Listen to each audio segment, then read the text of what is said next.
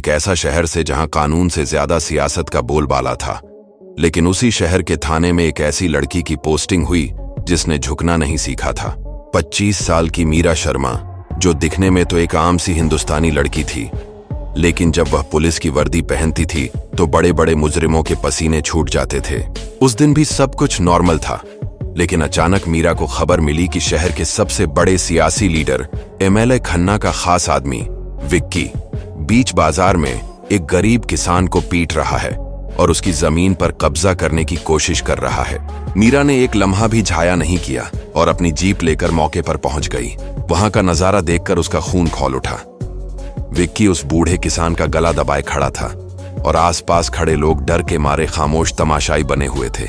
मीरा ने जीप से उतरते ही गरजदार आवाज में कहा, इसे छोड़ दो विक्की, वरना अंजाम बुरा होगा। विक्की ने पलट कर देखा और एक गंदी मुस्कुराहट के साथ बोला, अरे मैडम, आप नई आई हैं शायद, वरना एमएलए खन्ना के आदमियों को टोकने की हिम्मत इस शहर में कोई नहीं करता। जाओ जाकर चाय पियो और अपना काम करो। विक्की की इस बदतमीजी ने मीरा के गुस्से को आग लगा दी। उसने सबके सामने विक्की का हाथ मरोड़ा और कड़क से हथकड़ी उसकी कलाई में जकड़ दी। पूरा बाजार सन्नाटे में आ गया, क्योंकि किसी ने सोचा भी नहीं था कि कोई मामूली पुलिस वाली इतने बड़े गुंडे पर हाथ डाल देगी। विक्की को घसीटते हुए जब वह थाने लाई तो फोन की घंटियां बजने लगीं। बड़े बड़े अफसरों और लीडरों के फोन आने लगे कि विक्की को फौरन छोड़ दो, वरना तुम्हारी नौकरी चली जाएगी। मीरा के अपने सीनियर अफसर ने उसे कमरे में बुलाकर धमकाया, मीरा, तुम आग से खेल रही हो, ये एमएलए तुम्हें जिंदा नहीं छोड़ेगा, इसे अभी रिहा कर दो।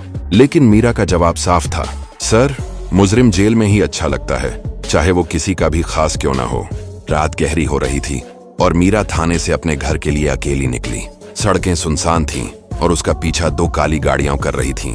अचानक उन गाड़ियों ने मीरा का रास्ता रोक लिया और दर्जन भर मसल्लाह गुंडों ने उसे घेर लिया।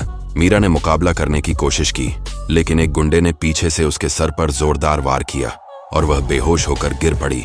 जब उसे होश आया तो वह एक पुराने गोदाम में जंजीरों से जकड़ी हुई थी और सामने वही विक्की खड़ा था जिसकी आंखों में वहशत थी।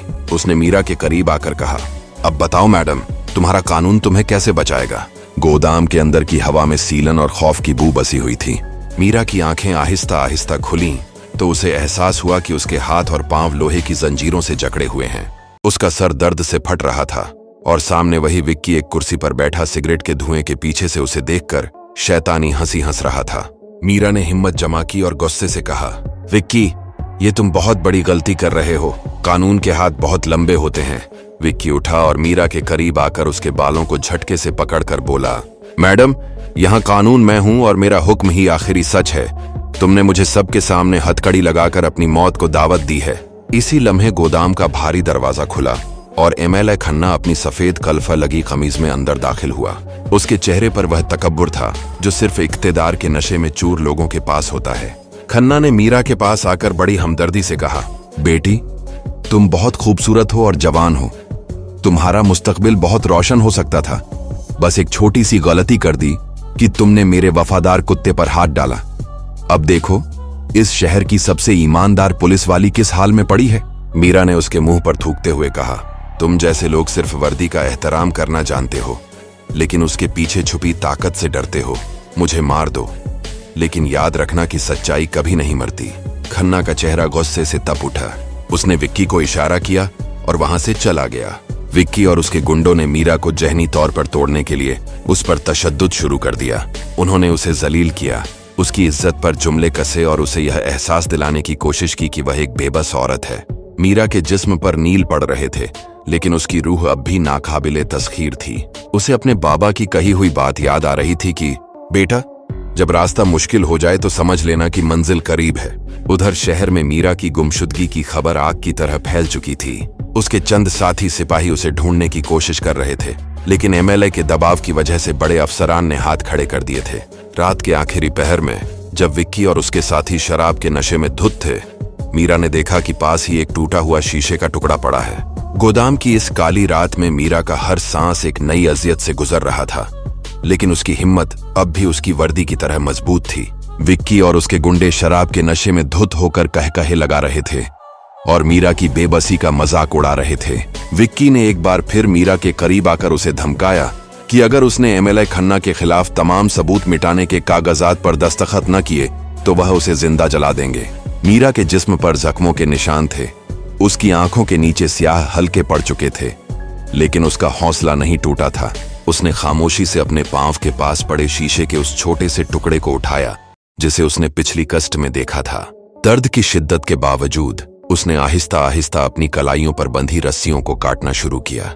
हर रगड़ के साथ उसका अपना खून भी बह रहा था, लेकिन उसे सिर्फ अपनी आजादी और उन दरिंदों को सजा देने का ख्याल था। उधर शहर में मीरा के एक ईमानदार साथी कांस्टेबल अर्जुन ने हिम्मत नहीं हारी थी। उसे शक था कि एमएलए खन्ना का पुराना फार्म हाउस ही वह जगह है जहां मीरा को रखा गया है। वह अपनी निजी मोटरसाइकिल पर खामोशी से उस बंजर इलाके की तरफ निकल पड़ा जहां पुलिस की गाड़ियां जाने से डरती थीं।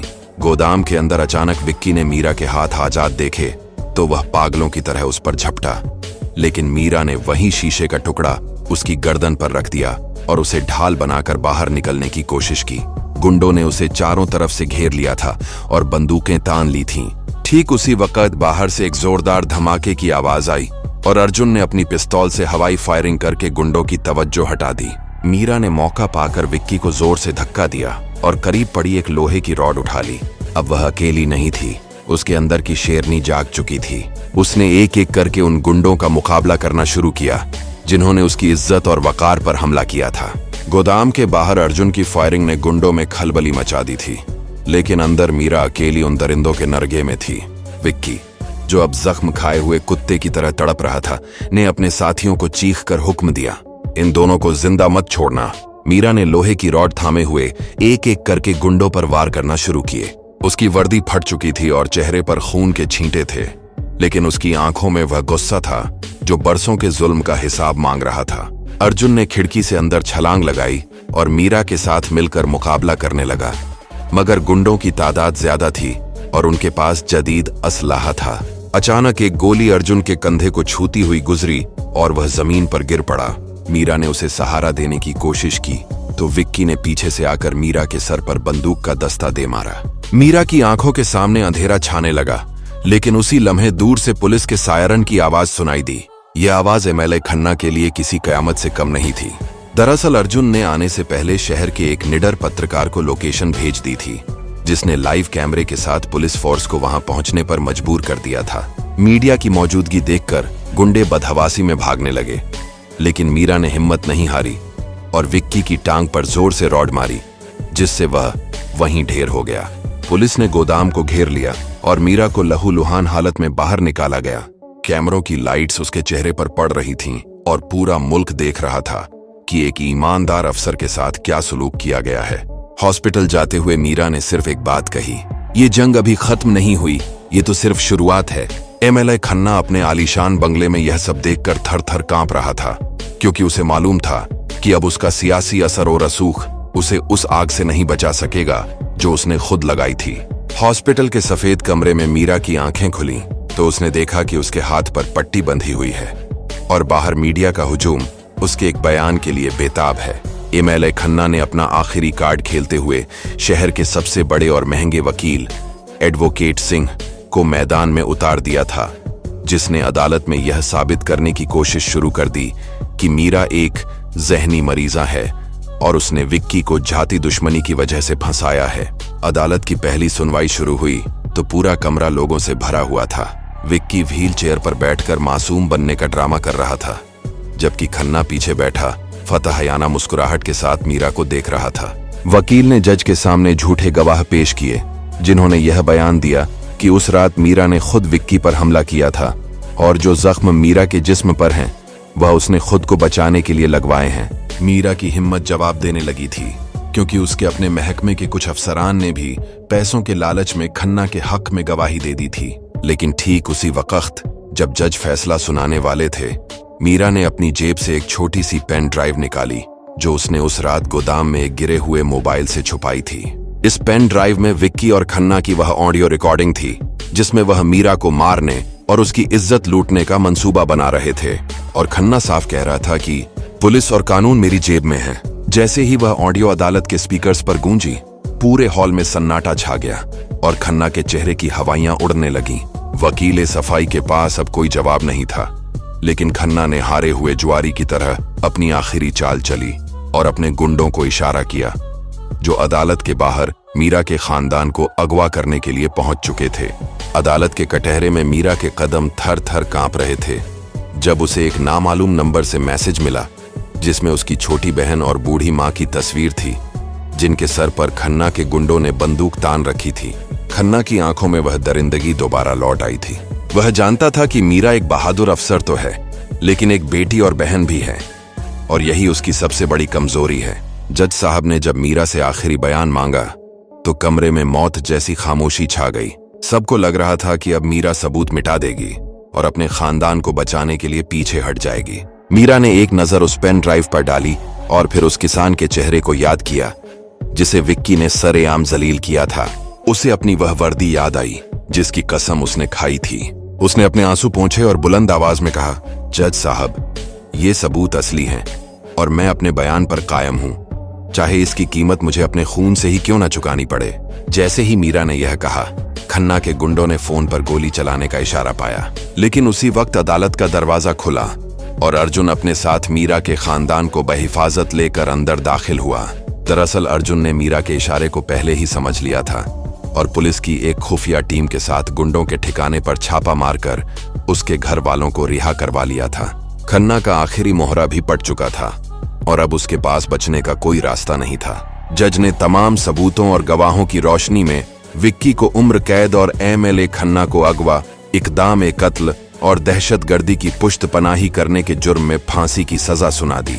पूरे मुल्क में खुशी की लहर दौड़ गई और अदालत के बाहर खड़े हजारों लोगों ने मीरा शर्मा जिंदाबाद के नारे लगाना शुरू कर दिए।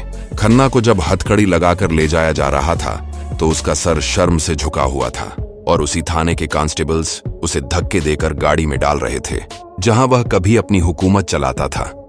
इंसाफ का सूरज तुलुआ हो चुका था और एमएलए खन्ना अब एक आम कैदी की तरह जेल की काली कोठड़ी में अपनी मौत का इंतजार कर रहा था। मीरा शर्मा को उसकी बहादुरी और ईमानदारी के सिले में सदर ए मुमलकत की जानिब से बहादुरी का तमगा दिया गया और उसे उसी शहर का डीएसपी बना दिया गया जहां उसे दबाने की कोशिश की गई थी। जिस दिन मीरा ने अपना नया चार्ज संभाला, पूरा शहर उसे देखने के लिए सड़कों पर निकल आया।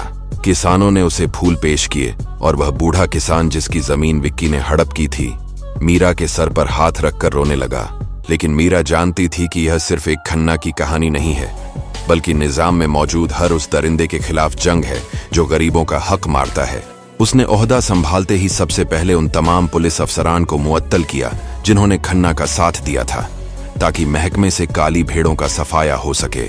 विक्की और उसके गुंडों को जब काला पानी की सजा के लिए मुंतकिल किया जा रहा था तो मीरा खुद वहां मौजूद थी। उसने विक्की की आंखों में आंखें डालकर कहा, तुमने कहा था कि कानून मेरा कुछ नहीं बिगाड़ सकता, आज देख लो कि कानून ने तुम्हें कहां पहुंचा दिया है। खन्ना ने जेल के अंदर से ही एक बार फिर मीरा को नुकसान पहुंचाने की धमकी दी, लेकिन इस बार पूरी अवाम मीरा के साथ खड़ी थी और मीडिया की नजरें हर लम्हा इस केस पर थीं। मीरा ने अपनी मां और बहन को गले लगाया और महसूस किया कि सच्ची जीत सिर्फ मुजरिम को सजा दिलाने में नहीं, बल्कि मजलूम के चेहरे पर मुस्कुराहट लाने में है।